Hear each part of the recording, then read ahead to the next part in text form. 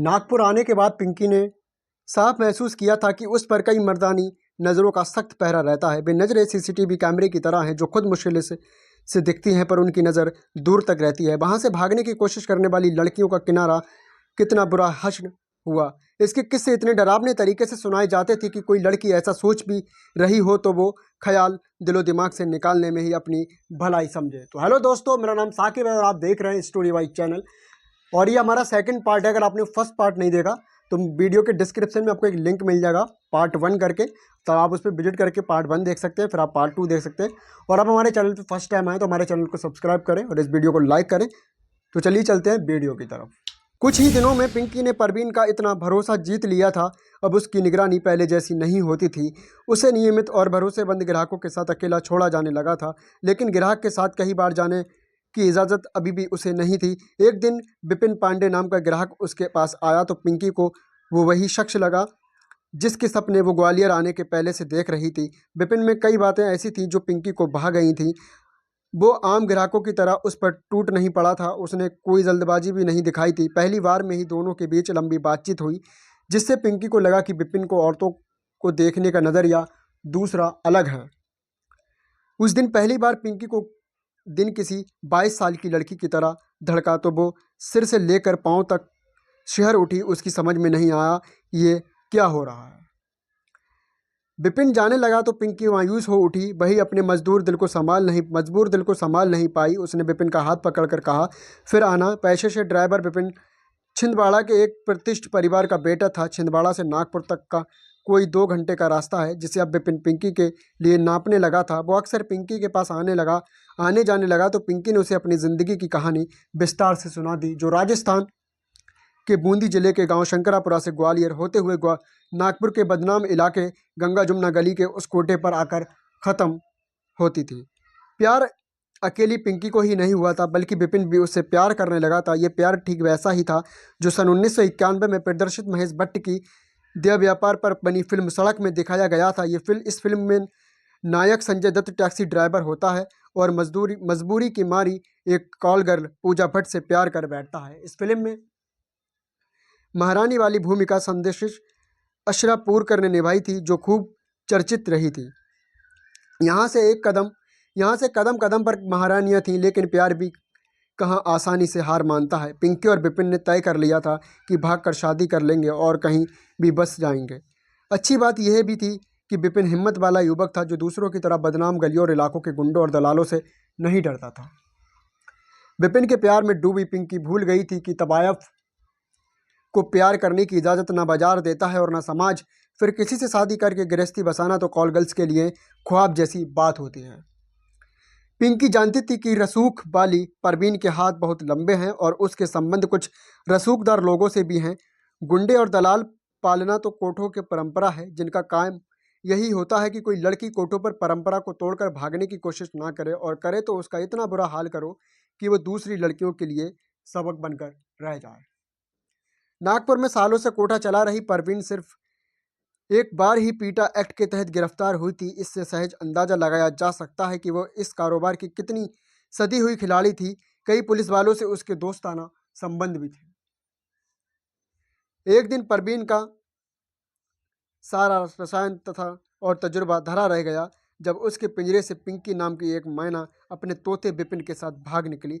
वो 3 मार्च की दोपहर थी जब हमेशा की तरह विपिन ग्राहक बनकर आया। वो समय परवीन के नहाने का होता था, इसलिए वो विपिन और पिंकी के कमरे में छोड़कर नहाने चली गई। दरअसल भागने की योजना पिंकी और विपिन पहले ही बना चुके थे। पिंकी ने विपिन को बताया था कि गहमगमी और दलालों गुंडों की मौजूदगी के चलते रात में भगाना कतई मुमकिन नहीं है, इसलिए दिन का समय इसके लिए ठीक रहेगा।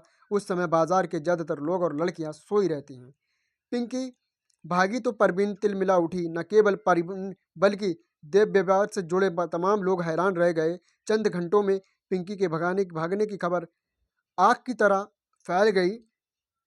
फिर तो परवीन के गुनों ने उसे शिकारी कुत्तों की तरह ढूंढना शुरू कर दिया। 2 दिनों में प्यार का जज्बा एक बार पैदा हो जाए तो उसे रोका नहीं जा सकता। ये पिंकी और विपिन के साथ हुआ था। दोनों ज़्यादा दूर नहीं भागे।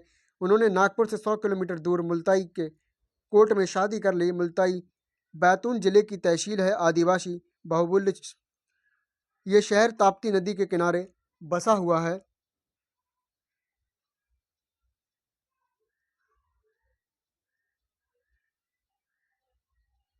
मुद्दत बाद पिंकी को नरक से छुटकारा मिला था। वो तो हार मान चुकी थी, लेकिन विपिन की मर्दानगी और मोहब्बत ने उसे नई जिंदगी दी। इसलिए वो उसे दिल में देवता का दर्जा दे चुकी थी। किसी तबायब को जीवन संगिनी बनाने का फैसला भी कोई आम आदमी नहीं कर सकता। दूसरी ओर परवीन घायल शेरनी की तरह अपनी शिकस्त और लापरवाही पर तिल मिला रही थी। उसने ग्वालियर में बैठे पान सिंह की भी खिंचाई की और देश भर के नए पुराने अड्डों पर खबर पहुंचा दी कि पिंकी कहीं दिखाई दे, तुरंत इसकी सूचना नागपुर दी जाए। परवीन की टीम ढूंढती भी रही और हाथ में मलती रही कि आखिरकार दोनों को जमीन निगल गई या आसमान खा गया।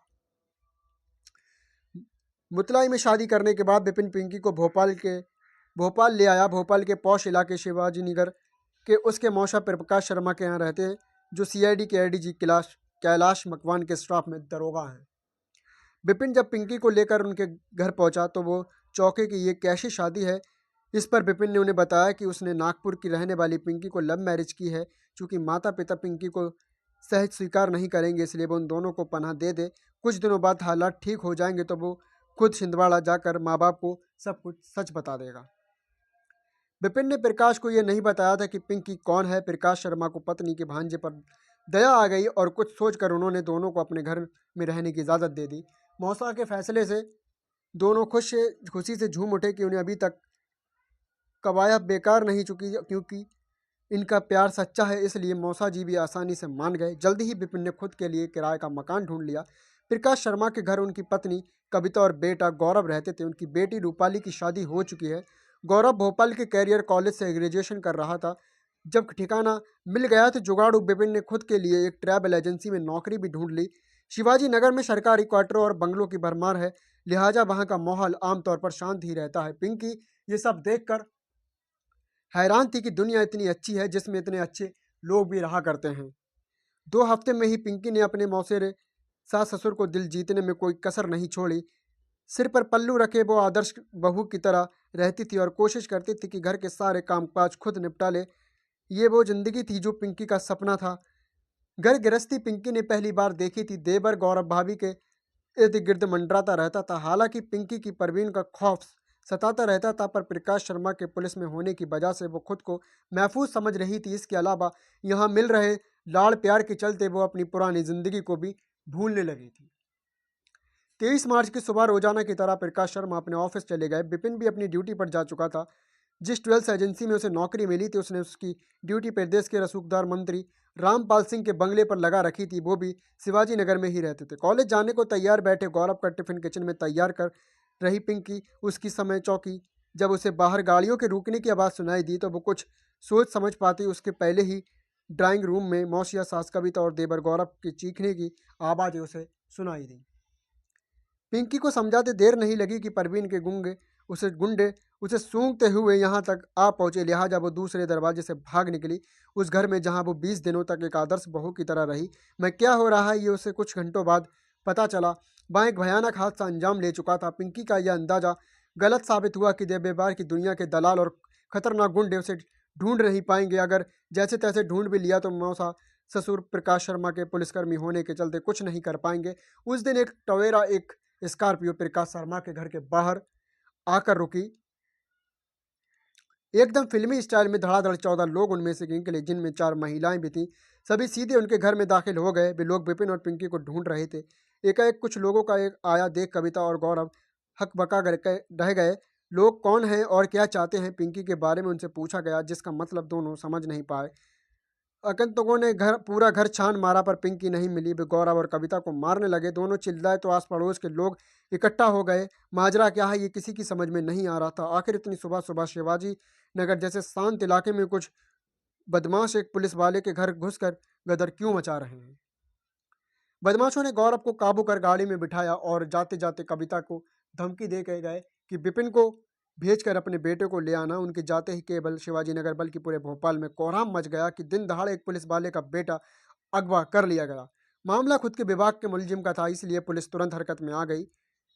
गाड़ियों के नंबर चूंकि एक किशोर ने नोट कर लिए थे, इसलिए उसका काम एक हद तक तो आसान रह गया था। भोपाल के चारों तरफ नाकाबंदी कर दी गई। जल्दीबाजी में बदमाश गौरव के मोबाइल से बेखबर थे, इसलिए उसके जरिए पुलिस को उनकी लोकेशन मिलती रही थी। घर पर हुए इस हादसे की खबर मिलते ही प्रकाश और विपिन अपनी ड्यूटी छोड़कर आ गए। इसके बाद विपिन के सच बताने पर सारी कहानी सामने आई कि उन बदमाशों का मकसद क्या था। मामला वाकई गंभीर था, जिससे बदमाश गौरव को किसी भी तरह का नुकसान पहुंचा सकते थे। इसलिए पुलिस के सामने ये चुनौती पेश आ गई कि कैसे भी गौरव को सकुशल उनके चंगुल से छुड़ाया जाए। गौरव के मोबाइल की लोकेशन से पता चला कि बदमाशों की गाड़ियां नरसिंहगढ़ और कुआर मंडी की ओर जा रही हैं। ये रास्ता राजगढ़ होते हुए राजस्थान की तरफ जाता है। पुलिस वालों ने फुर्ती दिखाते ही कुछ ही घंटों में नारसिंहगढ़ और कुराबार के बीच मलाबर थाने के पास बदमाशों की गाड़ियों को घेर लिया, जो बदमाशों के लिए एक अप्रत्याशित था। खुद को घिरा देखकर बदमाशों ने गौरव की गाड़ी से धकेलकर भागने की कोशिश की, लेकिन कामयाब नहीं हो पाए। गौरव को पुलिस ने अपनी गाड़ी में बिठाया और कुछ दूर जाकर बदमाशों को समर्पण करने पर मजबूर कर दिया। तो दोस्तों, हमारा सेकंड पार्ट यहीं पे ख़त्म होता है, क्योंकि हमारी वीडियो ऑलरेडी बहुत ज़्यादा लंबी हो चुकी है। तो नेक्स्ट पार्ट आपको कल की वीडियो में मिलेगा, जो कि हमारा एक पार्ट 3 होगा। दोस्तों, ये बहुत इंटरेस्टिंग और बहुत ही ज़बरदस्त कहानी है, और भी आगे को इसकी और भी बहुत ज़्यादा उलझन है, इसके लिए बढ़ते जाएंगे। तो चलिए चलते हैं, देखते हैं कल वाला पार्ट 3 नेक्स्ट डे। तो दोस्तों, मैं बताना चाहूँगा, इस वीडियो का उद्देश्य किसी की भावना को ठेस पहुँचाना नहीं है। ये लोगों को जागरूक करने के लिए बनाई जाती है, केवल एक एजुकेशन पर्पज़ के लिए बनाई जाती है। अगर आप हमारे चैनल पे फर्स्ट टाइम विजिट कर रहे हैं तो हमारे चैनल को सब्सक्राइब करें और इस वीडियो को लाइक करें। तब तक के लिए मिलते हैं नेक्स्ट वीडियो में। तो जय हिंद दोस्तों।